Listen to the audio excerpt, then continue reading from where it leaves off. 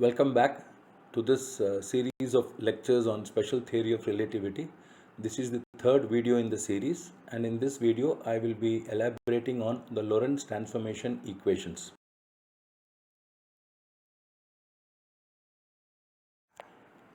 The null result of the Michelson-Morley experiment clearly proved that there was no such medium as luminiferous ether. However, the idea of ether was so deeply ingrained in the mind of the scientists of the late 19th century and early 20th century that attempts were made to propose hypotheses to preserve ether, which could be reconciled with the null result of Michelson-Morley experiment. We will look at two such hypotheses. The first hypothesis, proposed by Lorentz and Fitzgerald, is known as the contraction hypothesis. According to this, all bodies contracted in the direction of motion relative to stationary ether by a factor root of 1 minus v squared by c squared. Note, this contraction is only along the direction of motion but not perpendicular to the direction of motion of the body. If we assume v by c to be equal to beta, then this contraction factor can be written as root of 1 minus beta squared as shown in the slide. Now, if L0 is the length of a body at rest with respect to ether, then in the Michelson-Morley experiment, L1 would be equal to L0 times root of 1 minus beta squared and L2 would be equal to L. This would yield the time difference between the light beams traveling along L1 and coming back and L2 and coming back to be delta t, which is 2 by c into 1 over root of 1 minus beta squared times L2 naught minus L1 naught. On 90-degree rotation of the apparatus, the time difference delta t dash would be the same, which means there would be no change in the time difference between the beams before and after the 90-degree rotation, hence no change in phase difference or path difference, and therefore no fringe shift. Now, as far as the interferometer result of the contraction hypothesis is concerned, it can actually be demolished, because you will recall that in the original experiment, the arms were nearly equal. L1 equal to L2 were equal to L. Now, if you consider an interferometer where L1 is not equal to L2, then in this case, even including the Lorentz contraction effect, we should expect a fringe shift when the velocity of the interferometer changes with respect to the ether from V to V dash. The predicted shift in the fringes has never been found. Of course, Lorentz was able to account for such a contraction in terms of his electron theory of matter, but the theory was very elaborate and somewhat contrived, and other results predicted from it could not be found experimentally. So this hypothesis had to be eventually given up. Another theory which tried to preserve ether is called the ether drag theory. In this theory, it is assumed that the ether frame was attached to all bodies of finite mass, that is, it is dragged along with the motion of such bodies. This assumption of local ether would automatically give a null result for the Michelson-Morley experiment. And of course, another attraction of this theory is that such a drag theory would not require the modification of classical mechanics or electromagnetism. However, there are two very well established natural effects which contradict this hypothesis. One of them is the stellar aberration. This was discovered by Bradley in the year 1727. Now, what he observed was that stars appear to move in circles, the angular diameter of these circular orbits being about 41 seconds of arc. Now, this can be understood as follows. Suppose you imagine a star directly overhead so that the telescope would have to be pointed straight up to see it when the earth was at rest with respect to the ether. Now, for the rays of light to be seen, they have to enter the objective, proceed through the telescope length and come out through the eyepiece. Now, if the earth is imagined to be moving at right, let us say to the right with respect to the ether as shown in the figure, then in order for the rays to pass down the telescope without hitting its sides so that we can see it, we would have to tilt the telescope at an angle alpha. It is very easy to calculate this angle.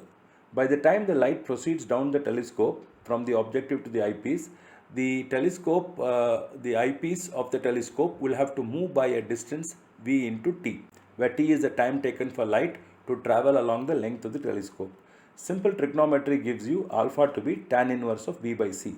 Since we know the values of v and c, alpha works out to be around 20.5 seconds of an arc. Now, as the earth moves around the sun in a circle, the direction of this aberration will reverse once in 6 months, and therefore the tilt of the telescope will also reverse, tracing out a cone of aberration during the entire year. The angular diameter of this cone or the observed circular path of the star would be about 2 alpha, which is 41 seconds of arc. This is an excellent agreement with the observation. Now, the important thing we conclude from this agreement is that the ether is not dragged around with the telescope along with the earth. If it were, the ether would be at rest with respect to the earth, and the telescope would not have to be tilted at all, and there would be no aberration at all. Hence, these two theories which tried to preserve ether were also demolished by experimental results.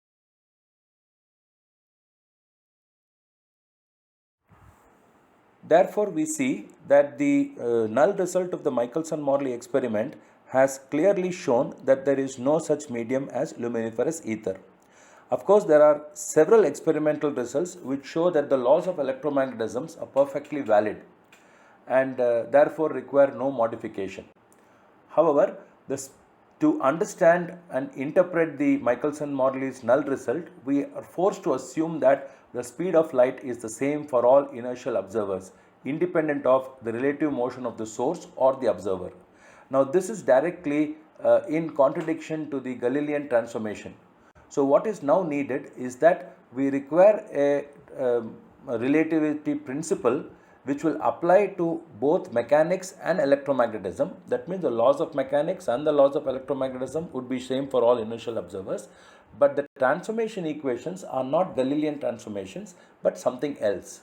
Now, this new transformation equations was derived by Lorentz independent of Einstein.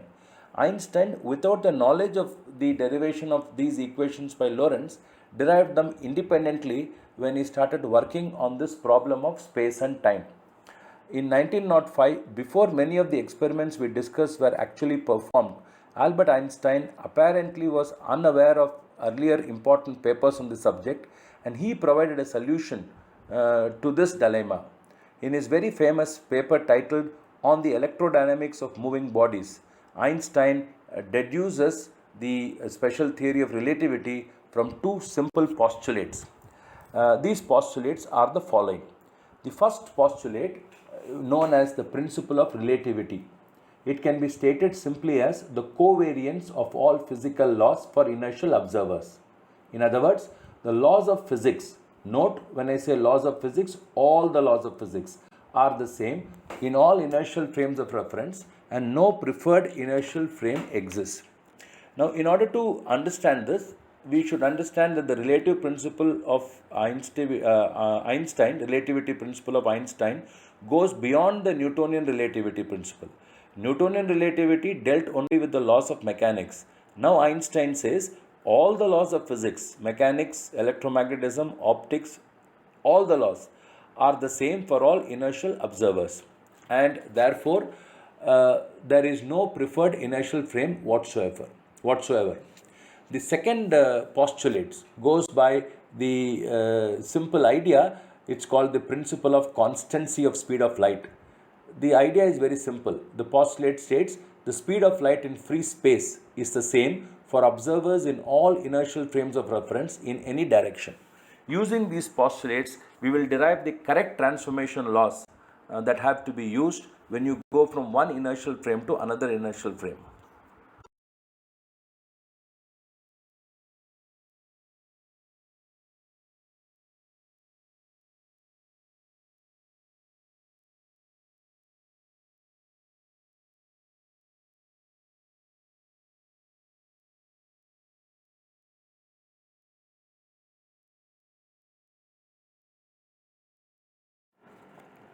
I will now derive the Lorentz transformation equations using the postulates of relativity.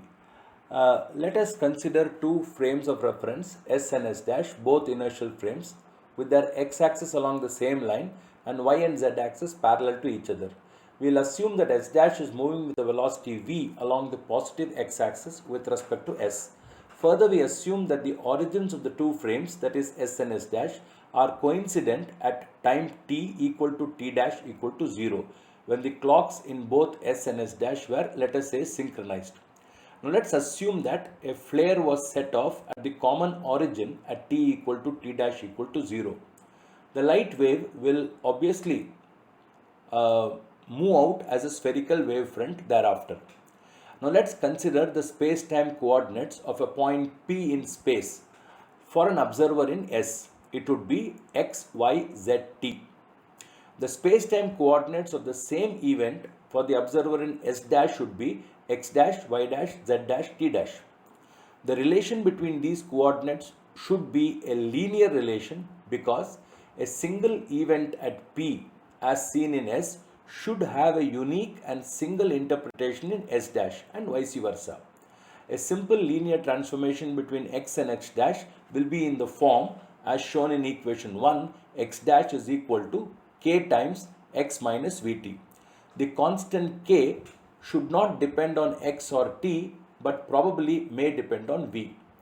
Now, according to the first postulate, the equations of physics must be in the same form both in S and S dash. Hence, the corresponding equation of x in terms of x dash will be of the same form as the above equation 1, but with the velocity of the sign of the velocity reversed. So, as shown in equation 2, x will be equal to k times x dash plus vt dash. Now, according to the second postulate, light travels with the same velocity in both the frames. This means the position of the x coordinate of the wavefront for the two observers in S and S dash will be x equal to ct and x dash is equal to ct dash as shown in the slide.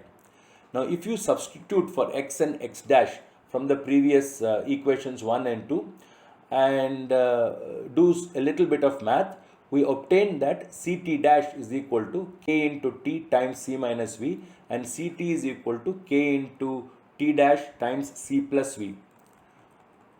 So, multiplying these two equations, we obtain c squared tt dash is equal to k squared tt dash times c squared minus v squared. After a couple of steps of simplification, we show that k is equal to 1 divided by root of 1 minus v squared by c squared. So, that is the linear factor k that connects x and x dash and t. Now, you note that as the velocity v equal to 0 or when v is very much less than c, the value of k tends to 1, and when v tends to c, the value of k tends to infinity. And finally note, if v happens to be greater than c, then k becomes imaginary.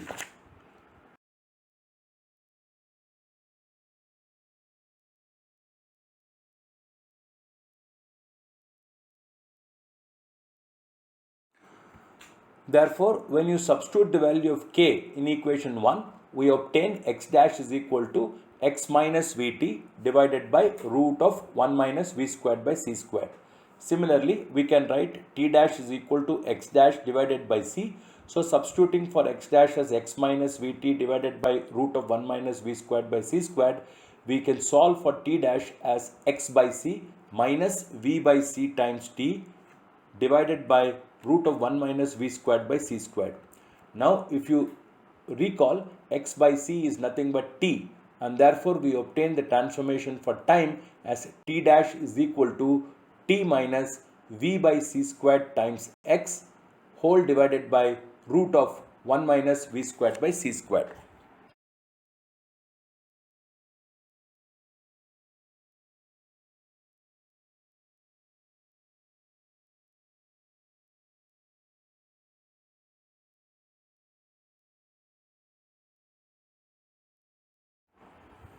Thus, we can write the complete Lorentz transformation equations in one dimensions as x dash is equal to x minus vt divided by root of 1 minus v squared by c squared, y dash is equal to y, z dash is equal to z, t dash is equal to t minus v by c squared times x whole divided by root of 1 minus v squared by c squared.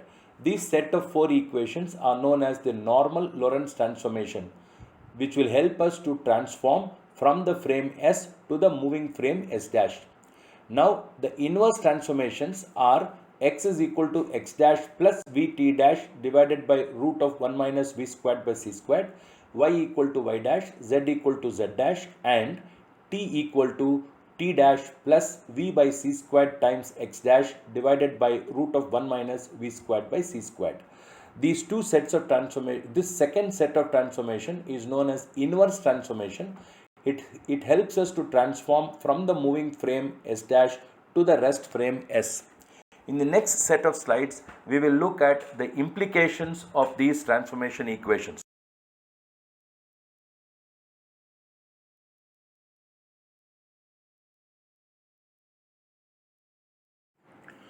Okay, the first point we note is that the set of equations which were shown above are of the same form except for the sign of v. This means with respect to frame S dash, the frame S is moving with a velocity minus v. We therefore have a reciprocity between the frames, and further that the change of sign of v leaves the form of the equation intact. The second point we note is that in the limit when v by c tends to 0, that is when v is very much less than c, the equations will reduce to their corresponding classical form, that is the Galilean transformation equations. Hence, the modification introduced by special relativity becomes considerable only for large velocities when v by c tends to 1. The third point we note is extremely important. We note that t dash is not equal to t. That is, time is not absolute but relative. This is far-reaching consequence. Further, we note that the time t dash measured in the frame S dash depends not only on the relative velocity of v of the frame S dash with respect to S, but also on the x coordinate of the event in the frame S dash. This implies that events which occur in the same place in the frame S at different times, when viewed from S dash, will occur at different times and also at different places, because now t dash is linked to x. Similarly, a difference in spatial position with respect to one frame S will correspond to a difference in space and time in another frame S dash. In other words, space and time seems to have got mixed up.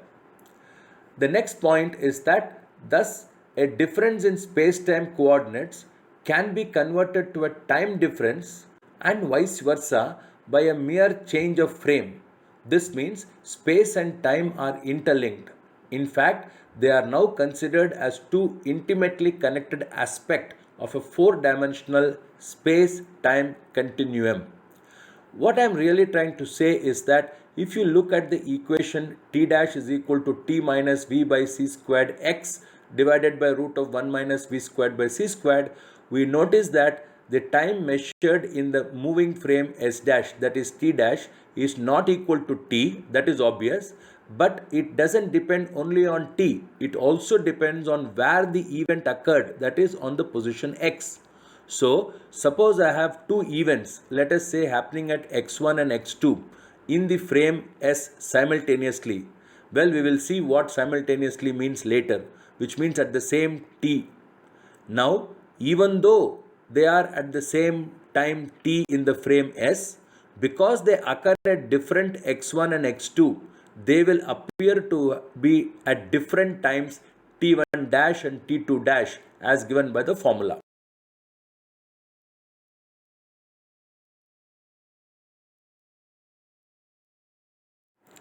The fifth point I would like to make is, in the above equations, v must necessarily be less than c.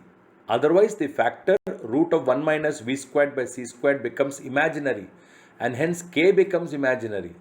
This implies that, and note this point, no material object can move at a speed greater than c. In other words, c is the limiting speed in nature. We will later see that even information cannot be passed at a speed greater than c. Finally, you note that beta, which is equal to v by c, is less than 1, then the term root of 1 minus v squared by c squared will also be less than 1, and therefore 1 by root of 1 minus v squared by c squared will be greater than 1. This last point is quite useful to solve problems, as we will see in later videos. With that, we come to the end of this video number 3 on this series of lectures on special theory of relativity. In this video, we saw that the Galilean transformation equations are inadequate and must be replaced by a more general transformation equations known as the Lorentz transformation equation. We also found a very profound result that time is no longer absolute, it is relative and depends on the observer and the frame from which it is measured. There are far-reaching consequences of this Lorentz transformation equations that we derived. We will see that in the next video.